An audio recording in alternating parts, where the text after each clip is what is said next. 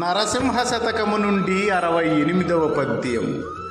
సకల విద్యలు నేర్చి సభ జయింపగవచ్చు, సూరుడై రణమందు బోరవచ్చు.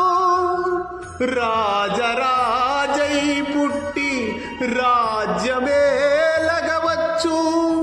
హే మగోదానంబులీయవచ్చు. గగనమందున్న చుక్కలనెంచగావచ్చు, జీవరాశుల పేర్లు చెప్పవచ్చు.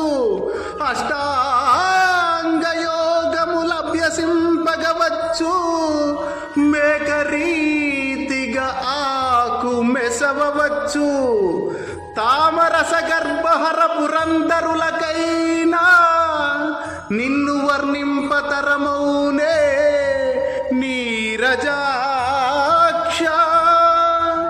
భూషణ వికాస శ్రీ ధర్మపుర నివాస, దుష్ట సంహార నరసింహ దురిత దూరా.